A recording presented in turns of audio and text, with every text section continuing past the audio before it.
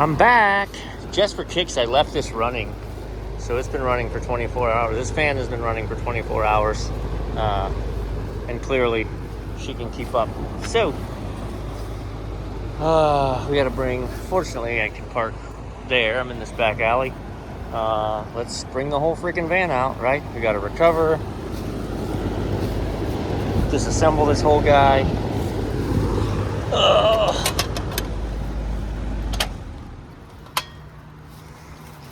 Let's get that recovery started while it can run while we're pulling it down. So again, I've got the disconnect off, but to make this easier, I'm gonna completely disconnect these wires. So this is just as easy as anything else. We chase it back. The brown is the capacitor, so that's obviously running to our cap. The purple is running off of the shared capacitor.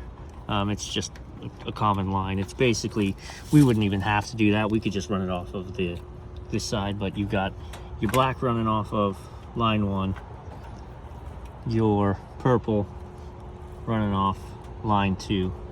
Does that make sense, right? Because purple is here. This is basically just a wire nut to that. So, can't help myself. I'll fill you in a minute, depending on what happens.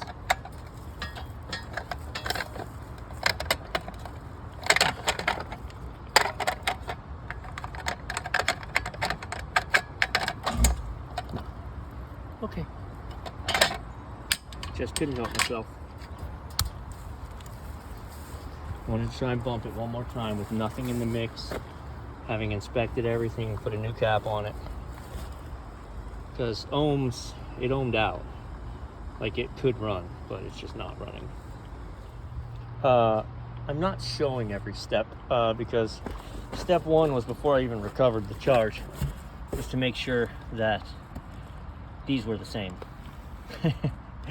And it actually appears that they are exactly the same, which is nice. The last time I did this, this was a little bit of a different size, and I couldn't swage.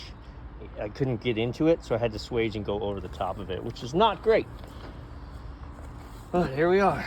I know there was other ways to do this, but this chaps me, man. Why is the old dryer 3/8 inlet, 5/16 out? Who has that dryer? I don't have that dryer, so I have 3/8.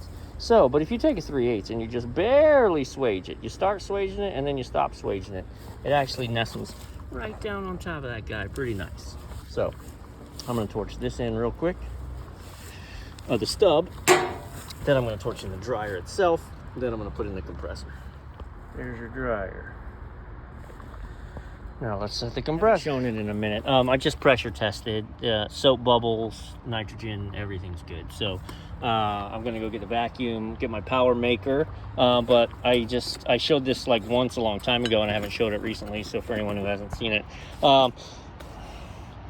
this is a pretty boss little backpack. You can get it on Amazon. It's cheap. So far, it's held up really well. It was given to me by Wise Pro, right? Because they were like, hey, try it out, see if you like it. I was like, sure, go for it. I thought it was a scam. Here's the backpack. It's pretty damn good. So, but it holds both my bottles. My hoses wind up and go in there real nice and neat. And I keep my rods in here. And then I have all my fittings and everything. So when I need to torch, I can grab this bag, right? And head to the roof, and you have all your torching stuff. All right, we have taken way too long to get to this point. I know you missed a lot. I pulled the vacuum super straight up, barely to 500. Barely to 500. And what I do with that vacuum pump now, so you know, so the vacuum pump shows that it pulls down to like 145 if you don't use an external disconnect or an external vacuum gauge. But use the vacuum, let it draw. Let's put everything back together, and then just shut the vacuum off. Don't valve it off, just stop the pumping. And then what it rises up to is the true microns of the system. So I did that, and it was like 580. I'm gonna be super straight, it was like 580. But this unit is 125 ounces. We're filling in the high side while we can, right? So we're putting liquid in the liquid line. and we're gonna tap out here shortly, and I'm gonna put the disconnect in. She should wow fire up, and then we'll start bleeding it in through the low side to run us to our 7.8 ounces. All right, I'm gonna put 7 3/4 ounces, 7 pounds 3/4 ounces in it, basically. Ugh. Man, I thought it was good in the shade, but it's mosquitoes everywhere in here. It's terrible. Oh, also, when this stops, I have to show you something. Hang on. I'll show it next. All right, moment of truth here. 3, 2, 1. Oh.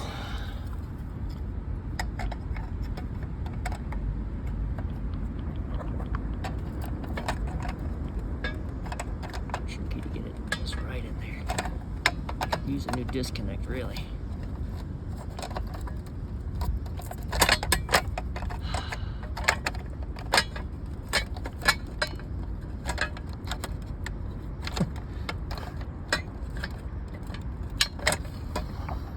I'm not a fan of editing things out, but I know this is not exciting.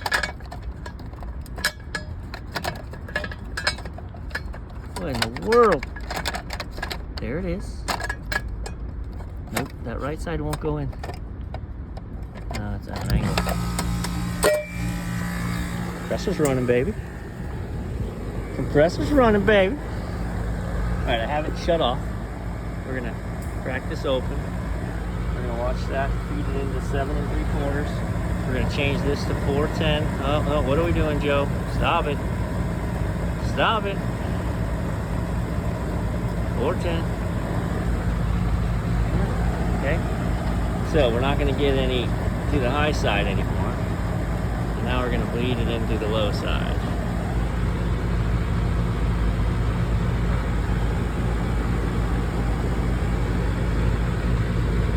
This is at a laundromat, and this is the only AC in there right now, which is 0. It's a laundromat, guys. That guy is getting murdered in there. So I am very happy. I know I said I was going to show you that nonsense video next, but I wanted to get this up and running so we can get it leveling out.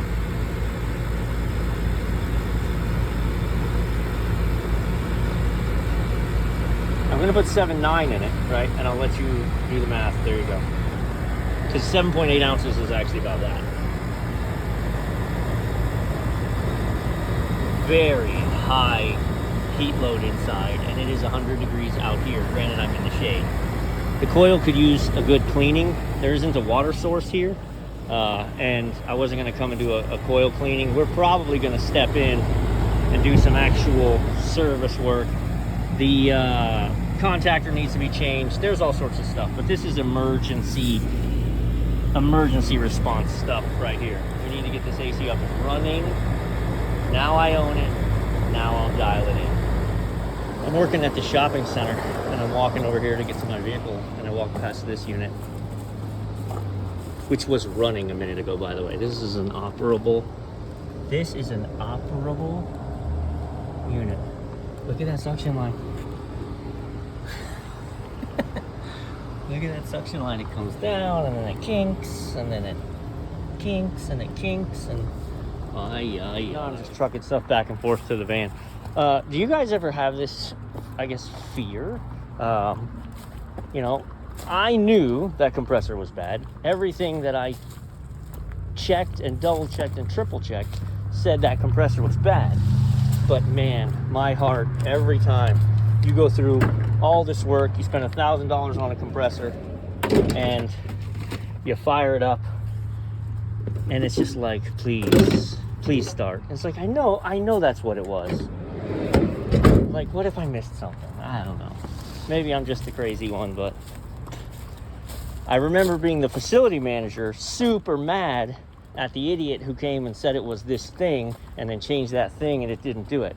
So I don't ever want to seem like I'm that idiot all of a sudden, even though I probably am sometimes. But maybe we all are.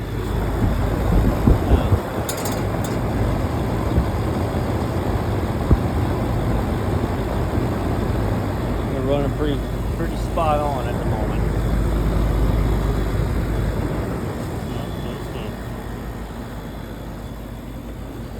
I haven't been upstairs and seen the blower inside, but